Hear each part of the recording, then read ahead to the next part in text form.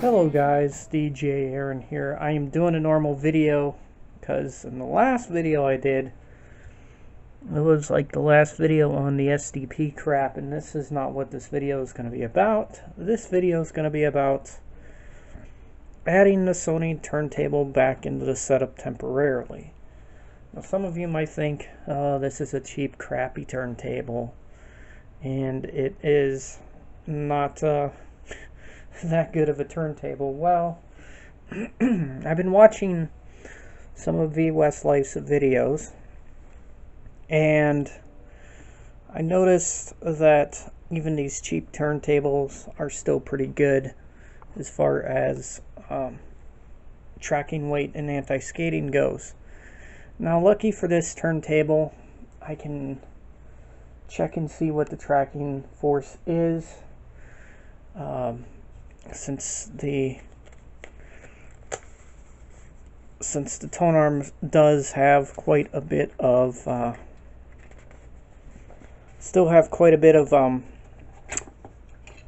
whatchamacallit, space in between the platter and the a lot of space between the platter and the cartridge, so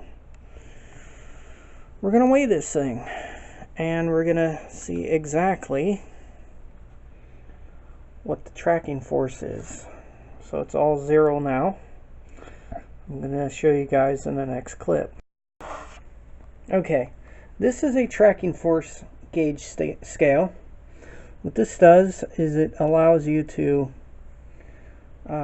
see what the tracking force is for your cartridge. In this case, we're going to put the cartridge down. It is 3.93, so it is at least about 3.5 grams, almost 4 grams. And as you can tell, there is quite a bit of spacing between the cartridge and the stylus, so it fluctuates a little bit. 3.92, so not bad. So these things are relatively good tracking. So I'm going to enable the power tap now. I may have to adjust some speaker settings, but I'm going to turn the power tap back on because I had to turn it off for this because the platter in the on position will go spinning. So I'm going to turn the power tap back on, which in turn should turn the amplifier back on. Alright, so to turn things back on, I have to reach under here, and there we go. Alright, so I had to use the light for this. Now the system is in standby mode right now, so you can go ahead and turn it back on. And something I was so afraid of was everything defaulted back. So now I have to and now I have to try and reset everything. Speaker distance. Alright. Speaker distance.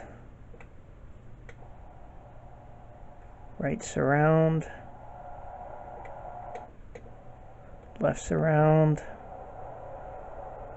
And subwoofer.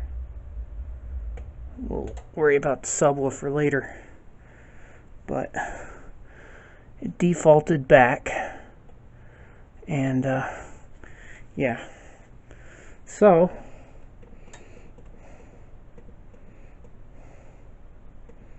I'm going to do something there. Alright. So I'm going to grab a record. We're going to take a Genesis one. I got the album Abacab, or should I say Abcab, they call it. And since this being automatic, you can hit play and it will start. There we go, and it should drop the tone arm. There we go.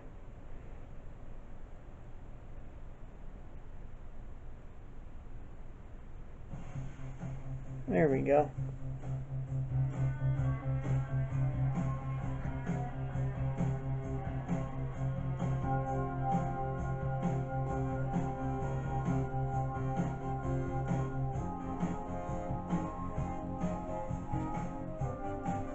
There we go. And to stop it, the tone arm lifts, goes back to its rest, and there we go. Alright, so these little tracking force gauges, they don't cost very much. They even work on these types of turntables. I have to say that this turntable is right around 3 grams, or no, it's right around 4 grams, but it ain't too bad. These turntables do have anti-skate, but it's pre-fixed. So yeah, these old cheap turntables, this one's from 2008 and it still works just fine. They're pretty good turntables if you want to start out. I would not recommend this for scratching or anything else of that nature, because it is a belt drive. So if you guys think that you want to scratch, think again, because there's the belt. So anyways, guys, that is it for this video.